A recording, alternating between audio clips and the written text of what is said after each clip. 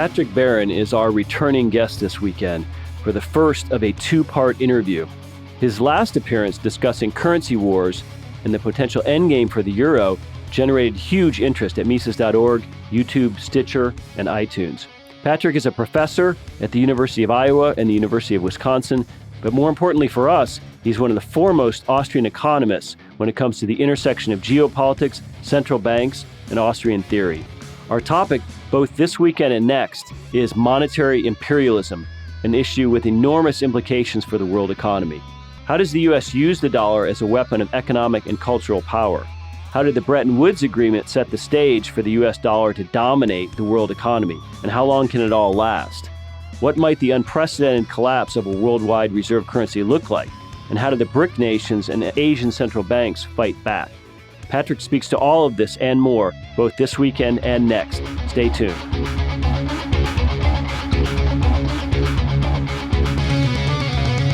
Ladies and gentlemen, welcome back once again to Mises Weekends. I'm your host, Jeff Dice, and as promised, we are back for round two with our friend Patrick Barron.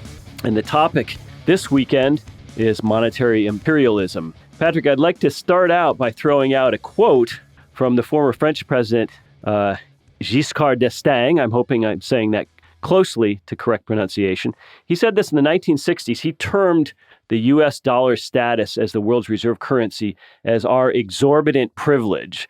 And from my reading of it, he didn't say this happily. He said it somewhat bitterly. So I'd like to get your thoughts in an overall sense of what the U.S. dollar's status as the world's reserve currency really means. Well, actually, that quote from d'Estaing, I thought that, I think probably Jacques Rueff, who was I'm not sure I'm pronouncing that right properly either, but he was the great French economist who was of the Austrian school. And I think he's the one who termed the Bretton Woods Agreement as conferring upon the dollar and American exorbitant privilege. Now, Henry Hazlitt, who is a well-known American Austrian economist who at the time attended the Bretton Woods Agreement or Bretton Woods Conference in New Hampshire in 1944 as a reporter for the New York Times, was very critical of the agreement because he said it conferred upon one nation too much power, and it was too great a responsibility. And I think what he meant by that was it conferred too great a chance, an opportunity to cheat. And this is exactly what America did. So what the Bretton Woods did, during World War II, because the U.S. had been the arsenal of democracy before we actually got into the war, 2 years after Britain did, we had been producing arms for all the Allies, and we had a huge balance of payments credit that was being paid in gold. And over the course of the war, the United States accumulated a huge reserve of gold. So we had, I don't know what the percentage was, but the lion's share of the world's reserve of gold in all the central banks. So at the Bretton Woods Conference, there was a desire to return to to sound money of some kind. So what they came up with was that there would be interbank settlement among central banks, and the settlement mechanism would be in gold or dollars, and that the dollar would be pegged at $35 an ounce. So if the Bank of England or let's just say the Bank of France, since we're talking about the French, so say the Bank of France accumulated a lot of dollars because we were buying French goods, then the Bank of France periodically would present these dollars to the Federal Reserve Bank and would demand gold at $35 an ounce. Well, the central banks of the world didn't really. This is called the gold exchange standard, by the way. And a private individual couldn't present the dollars to the Fed, but other central banks could. So it conferred upon the U.S. the ability to, if the dollars weren't presented for payment, to cheat and actually start printing money, which we did. But periodically, the banks would present some dollars. Over the years, as the years went by, especially into the 60s, it was Charles de Gaulle who, along with the advice of Jacques Ruff, and Charles de Gaulle was a hard money man. He was a gold standard man. They recognized what the U.S. was doing, and they said, there's some cheating going on here. The U.S. is printing dollars and buying foreign goods, so in effect, we're getting pieces of paper that are not really worth $35 for 1/35 an ounce of gold, and yet we're giving the Americans French goods for that. So he told the Bank of France to redeem 80% of their dollar holdings, which they had counted as the same as gold at $35 an ounce. Well, this, over time, started what in effect became a run on the Fed. And that is what drove us off the gold standard in 1971. I did some calculations just recently to see, well, what would we have had to devalue the dollar to gold? What would have been the rate if Nixon, instead of just taking us off the gold standard, had decided to just say, well, you're going to have to present more dollars to get your ounce of gold so that we don't run out of gold. And I calculated at that time it would have been over $400 an ounce, which shows how much money the U.S. actually printed in since World War II. And of course, what really caused the big explosion in dollar printing was Lyndon Johnson's guns and butter policy of the 1960s, where he simultaneously fought the Vietnam War and introduced all his welfare programs that he called the Great Society. So the U.S. was called a reserve currency. This is sort of a technical term until we went off the gold standard. And so this technical term of reserve currency meant that a central bank would hold dollars as reserve the same as gold at a certain exchange ratio. So it was a technical term. Now, when the U.S. went off the gold standard, it didn't mean that central banks would no longer hold dollars. It just meant that technically the term, calling it a reserve currency, is just sort of an anachronistic name. And now central banks hold dollars just for the convenience of it. And sometimes they hold dollars, often they're holding dollars for the wrong reasons because they have bad monetary policy themselves, which we can get into. So, Jeff, that's kind of a long-winded explanation of what it means to be a reserve currency. Well, Patrick, today, Hans Hoppe, among others, uses the term monetary imperialism to describe U.S. monetary policy.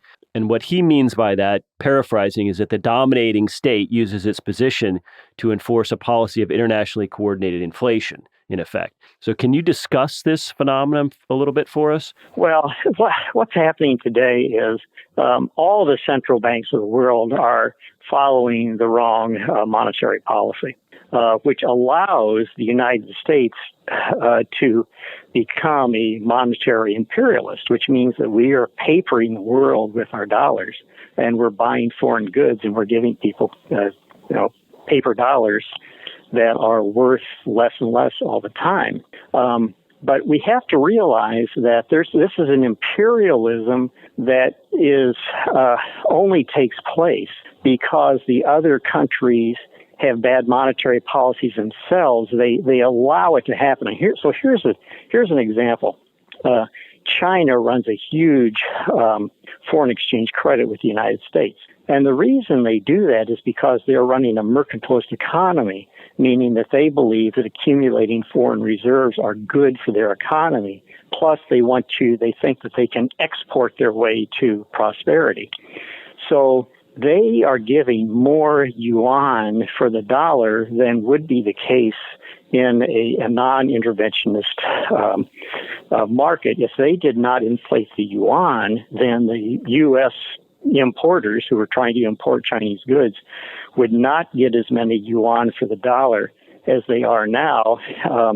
And therefore, China wouldn't sell as much to us, of course, because their prices would be technically higher in dollar terms. If instead of getting 10 yuan to the dollar, you only get 8 or 7 or 6 or 5, then it technically means that Chinese goods are more expensive. But the Chinese don't want that to happen. They want to keep their export industries going. So they are, in effect, they're printing more yuan, and they're importing inflation. But they import inflation, you might say, voluntarily.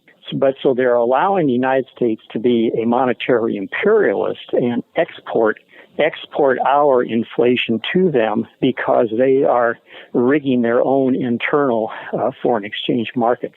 If they didn't do that, then the United States would be quickly called to account, and we would see that our economy would go into recession because our foreign goods in the United States would become more expensive. Now, we can stay a monetary imperialist. The important point of this is only as long as the other countries allow that to happen. And right now, we are seeing a lot of pushback in the world from Russia, China, the Arab countries, India, who are saying that, we don't want to trade in dollars anymore. We don't want to settle our accounts in dollars because the dollar is worth less and less. The U.S. is expanding it. So they're searching for some way to do this, something that is more honest. So they've talked about actually using gold as an exchange. And I think that this is going to continue because the U.S. we show no inclination to stop our monetary imperialism because there doesn't seem to be any reason to do it right now because everybody's accepting the dollar. But it's not going to last. What happens with all these imperialism of any kind, whether it's monetary or military imperialism, it tends to expand and expand until it actually collapses. And at some point, the rest of the world will realize that, in effect, the emperor has no clothes, and they're going to say, well, that's it. Maybe it'll be Japan, or maybe it'll be China and Russia and India that will get together. Maybe Brazil will jump in there too and say, we're not going to do this anymore. We're not going to use dollars to settle our foreign accounts. We're going to use some other currency. And if I can continue this thought, my hope is that one of the Western countries would be the one that would break this chain, and I am still hoping that it would be Germany rather than Russia or China or one of the Arab countries, because I just think that Germany is a solidly Western, law-abiding, has respect for property rights, and it would reinstate the Deutschmark, and over time, the Germans would not inflate the Deutschmark as the rest of the world are inflating their currencies, and that the world would start demanding more Deutschmarks, and that would put pressure on America to stop inflating the dollar. So this is what I'm hoping would happen, and that this is how America's monetary imperialism would end. Let's face it will end because it's bad for the rest of the world. The rest of the world realizes that getting off of the dollar is not going to be painless, so they haven't been willing yet to endure the pain. But the longer they put up with America's monetary imperialism, the harder it's going to be when they finally do throw in the towel and say, well, we've just got to do something else. So it will end, and I just hope it ends sooner rather than later.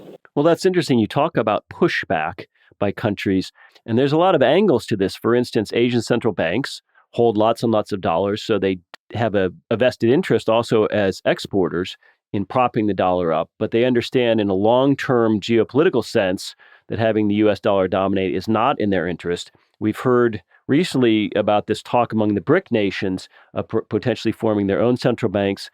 Patrick, would this be as simple as just opening more oil exchanges that aren't priced in dollars? I mean, could that be the beginning of the fall of the House of Cards?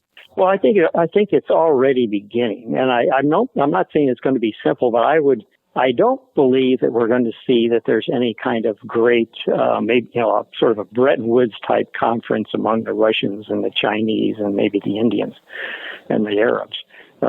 It's more likely that international corporations will start wanting to trade in something other than the dollar, and this is already happening. I have it on good authority from some friends who work for a major American export company on the East Coast that their goods are being settled, their trades are being settled in yuan in Asia, and that's because their partners want yuans and they don't want dollars.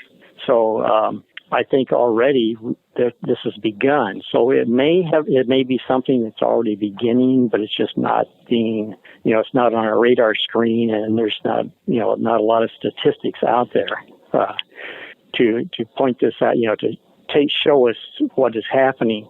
But I think it's very likely that in many ways the United States has overstepped its bounds. My God, our wars all over the world are being financed by printing dollars. And, so the dollar is losing its value. So all the countries of the world, such as China and Japan, who each hold $1 trillion they're holding $1 trillion of treasury bills that, they would exchange for dollars. They're becoming increasingly nervous that their holdings of American financial instruments in dollar terms are depreciating as they sit there. So they don't like this. They don't really quite know what to do about it yet. Or like I said before, they know that getting off of the dollar, ridding themselves of the dollar will not be pain-free, and they're just at this point not willing to accept the consequences of it. But it will be done because, as Herb Stein, Nixon's financial advisor, told him, if something Stein's can't law. continue, if something can't continue, it will not continue. And he was right. If American financial imperialism cannot continue, then it will not continue. It's just when will it happen? Well, Austrian economists, we know that we don't like to answer any question that says when. Patrick, thanks so much for a fascinating and informative discussion. We will be back with more from Patrick next weekend in round 2 of our discussion of monetary imperialism. Ladies and gentlemen, have a great weekend.